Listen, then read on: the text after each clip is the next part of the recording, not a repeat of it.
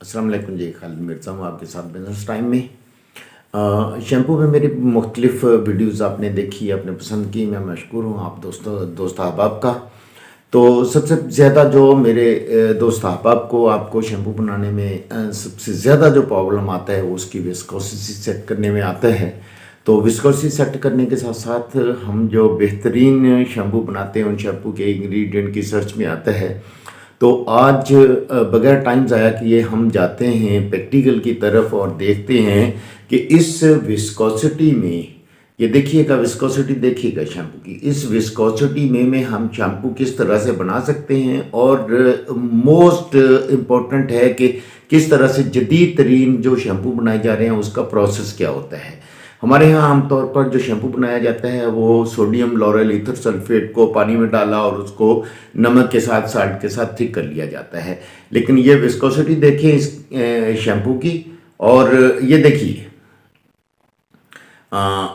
इसकी जो विस्कोसिटी के साथ साथ है इसका जो सबसे इम्पोर्टेंट फैक्टर आता है शैम्पू का, ये देखिए शैम्पू में आपको एक चीज़ नज़र आनी चाहिए, ये देखिए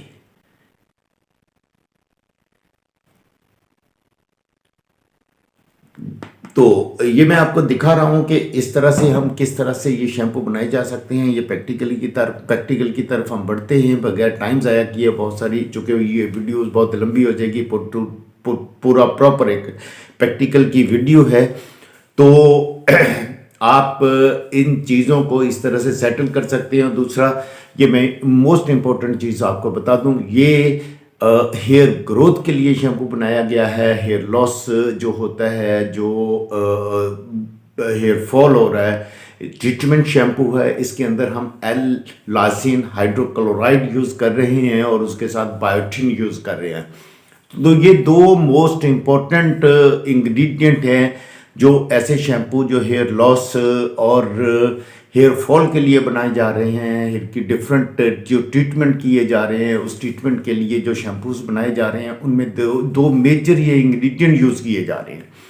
तो आइए हम बढ़ते हैं प्रैक्टिकल की तरफ बगैर टाइम ज़ाया किए और देखिएगा कि किस तरह से हम शैम्पू बना रहे हैं। ये शैम्पू की एक मुख्तलिफ टेक्निक है। ये शैम्पू डिफरेंट एक तरीके से बनाया जा रहा है। जिस तरह से मोस्ट मॉडर्न जो वर्ड है वो शैम्पूज बना रही हैं, ये उस टेक्निक को अडॉप्ट किया गया है। इस शैम्पू में हम हॉट प्रोसेस यूज़ कर रहे हैं। तो याद कीजिएगा, रखिएगा, हॉट प्रोसेस और कोल्ड प्रोसेस दोनों को शैम्पू में, यानी ठंडे पानी में जिस तरह से शैम्पू बनाया जाता है उसको और इसमें डिफरेंट है, एक डिफरेंस आ जाता है। दोनों बनाने का प्रोसेस मुख्तलिफ है। तो मैं कोशिश करूँगा कि हम ये शैम्पू बनाएं जिस तरह से मैनुअली आप घर में और छोटे पैमाने पर बना सकते हैं, उस तरीके से आप शैम्पू किस तरह से छोटे पैमाने पर बना सकते हैं। लेकिन ये कमर्शियल फार्मूलेशन है। कमर्शियल फार्मूलेशन बनाते हुए याद रखिएगा, कमर्शियल टेक्निक को ज़रूर अडॉप्ट करते रहिएगा। और आइए बढ़ते हैं प्रैक्टिकल की तरफ। जी, सबसे पहले इस मरहले में हम इस शैम्पू को 2 मराहल में या 2 फ़ेज़ेस में तैयार करेंगे। पहला मरहला हमारा है पानी, glycerine, hydroxy propyl ammonium chloride और कार्बोमर। ये 4 अज्जा या 5 अज्जा जो हैं ये हमने ले लिए। इसको हम कोल्ड प्रोसेस बोल रहे हैं। हमने सबसे पहले 50 ग्राम लिया है ग्लिसरीन। ग्लिसरीन लेने के बाद इसके अंदर हमने जो है 50 ग्राम के अंदर 5 ग्राम डाल लिया है हाइड्रॉक्सी प्रोपाइल अमोनियम क्लोराइड। ये बेहतरीन ऑर्गेनिक कंडीशनर है। ये नेचुरल कंडीशनर है, आपके बालों को सॉफ्ट, नरम, मुलायम करेगा। अब इसमें ये तीनों चीज़ें हम डाल रहे हैं। ये ऑर्गेनिक है। ऑर्गेनिक हम इसमें ये कंडीशनर डाल रहे हैं, याद रखिएगा। अच्छा, ये हाइड्रॉक्सी प्रोपाइल अमोनियम क्लोराइड ये है, ये पानी में हल तो होता है लेकिन ये आसानी से हल नहीं होता। इसके लिए हम ग्लिसरीन, प्रोपाइलीन ग्लाइकोल ये दोनों में से कोई एक चीज़ ले लेते हैं, लेकिन हम नेचुरल इंग्रेडिएंट रख रहे हैं तो नेचुरल इंग्रेडिएंट में हमने इसको ग्लिसरीन में डाला, उसके बाद हलाया, अच्छी तरह से ब्लेंड किया, मिक्सअप किया। मिक्सअप करने के बाद इसमें कोई लम्फ नहीं बनेंगे, ढेले नहीं बनेंगे, ये बिल्कुल यूनिफॉर्म मिक्सचर तैयार हो जाएगा। और इस मिक्सचर को अच्छी तरह से ब्लेंड करने के बाद, तैयार होने के बाद, इसको ख्याल रखिएगा अच्छी तरह से हिलाना है, अच्छी तरह से हिलाना है। अच्छी तरह से जब हम इसको हिलाएंगे तो इसके अंदर कोई लम्फ, कोई ढेला, कुछ ऐसा नहीं बचेगा जिसके बाद में हमें प्रॉब्लम आए और शैम्पू में लम्फ या इस तरह से इसके ज़र्रात बच जाएं। इसके इस इंग्रेडिएंट के यो हम हाइड्रोक्सी प्रोपाइल अमोनियम क्लोराइड डाल रहे हैं। अच्छा, ये नेचुरल इंग्रेडिएंट है, ये बहुत अच्छा कंडीशनर है। इसमें अब हम थोड़ा सा पानी उस जो 900 ml पानी हमने ऑलरेडी मेजरिंग जग में ले रखा है, उसमें से थोड़ा सा पानी इसमें डाल के इसको थोड़ा सा हिलाने के बाद इस सारे जो सॉल्यूशन है या मिक्सचर है, इसको हम 900 ml जो जग में पानी लिया हुआ है हमने, वो मेजरिंग जग है उसमें डाल लेते हैं। डालने के बाद थोड़ी देर हम इसको हिलाएंगे ताकि ये यकजान हो जाए, पहले पानी के साथ बिल्कुल उसमें मिक्स हो जाए, ये यूनिफॉर्म मिक्सचर बन जाए उस पानी के साथ। इसको बनाया, इसको बनाने के बाद हमने उसके अंदर डाल दिया है। अब इसके बाद नेक्स्ट वन जो इंग्रेडिएंट है, ये इंग्रेडिएंट हम डालेंगे इसके अंदर 10 ग्राम कार्बोमर।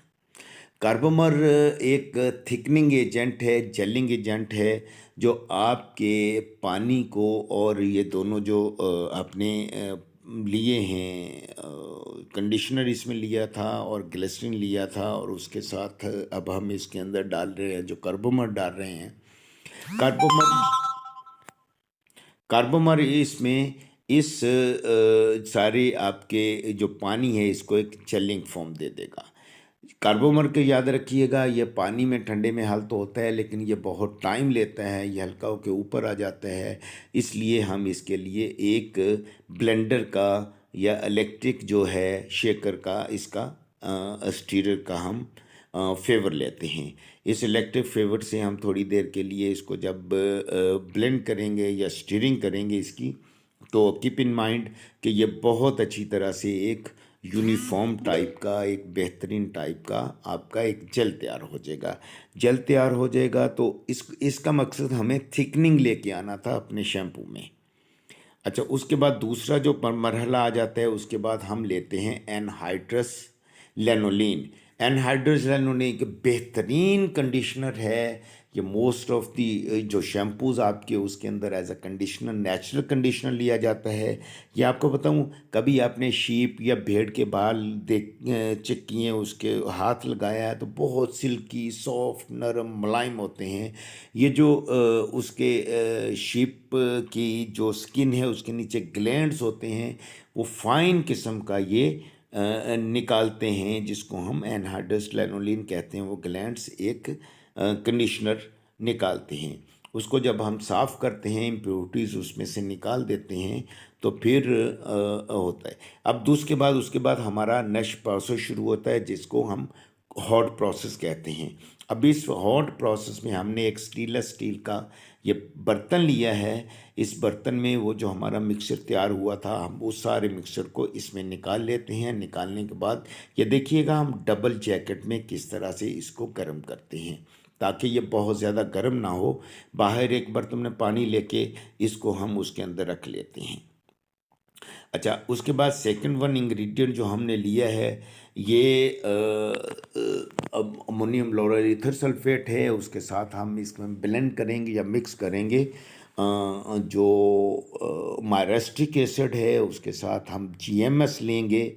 जीएमएस मायरेस्टिक एसिड को हम इस तरह से डाल लेंगे हमारा जो मटेरियल हुआ था इसके अंदर। अब इसको हम आग पे रखेंगे। ये बिल्कुल इस तरह से बाहर एक बर्तन रखा हुआ है और उसके अंदर हमने ये जो मटेरियल हमारा था उसके अंदर रख लिया। रखने के बाद इसको हम गर्म करने के बाद आहिस्ता से हिला रहे हैं। ये आप इस हॉट प्रोसेस में इसका टेम्परेचर आपने कोई 60-70 लेके जाना है। उसके बाद इसको निकाल लीजिएगा।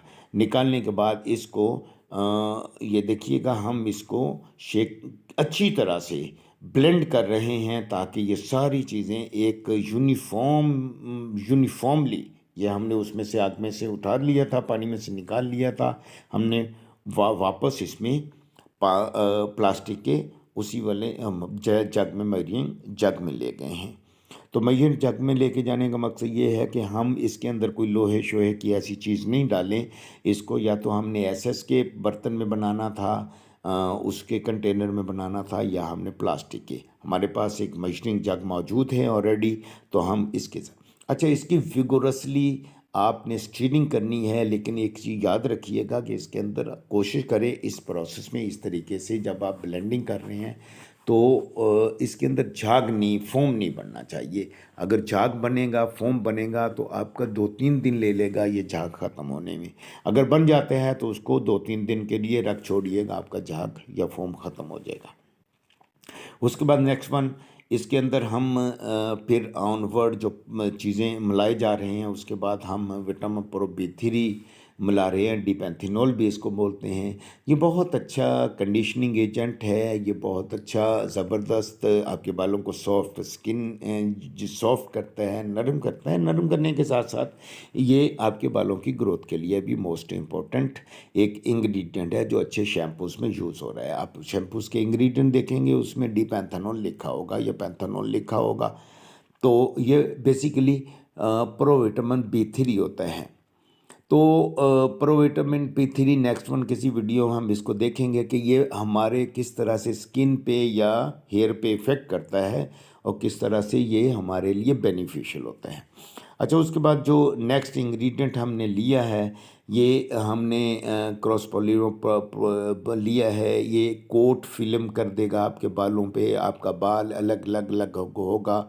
ये जो है आपका सॉफ्टनिंग कंडीशनिंग के लिए ये भी फेवरेबल होगा।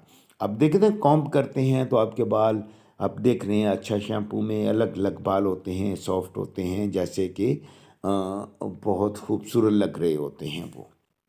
उसके बाद हमने साइक्लो हेक्सानसोलेक्सेन लिया है।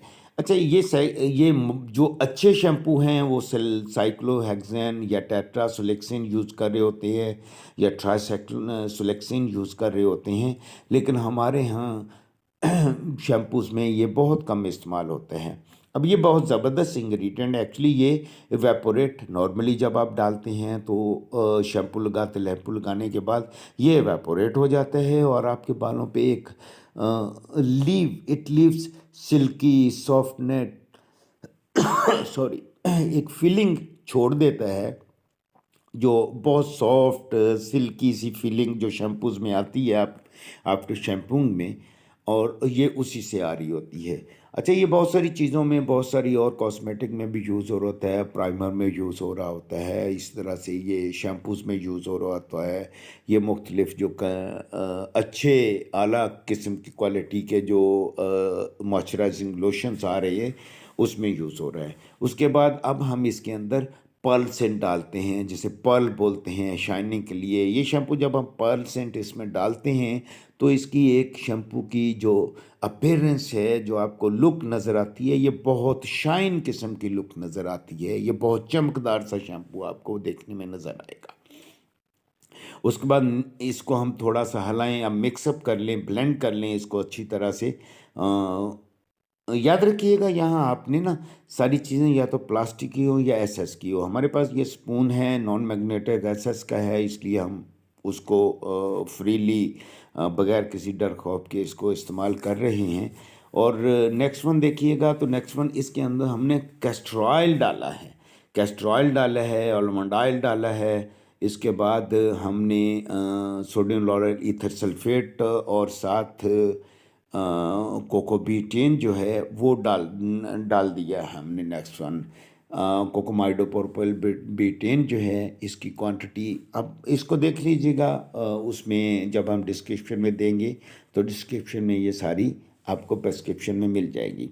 अब इसके बाद हम एल लाइसिन क्लोराइड डालेंगे और उसके बाद इसके बाद हम इसमें डालेंगे डीएम हाइड्रोटॉइन एज अ प्रिजर्वर डालेंगे और नेक्स्ट वन जिंक पेरिथियोन डालेंगे। जिंक पेरिथियोन के साथ बायोटिन डाल देंगे। ये जिंक पेरिथोन एंटी डैंड्रफ इंग्रेडिएंट है।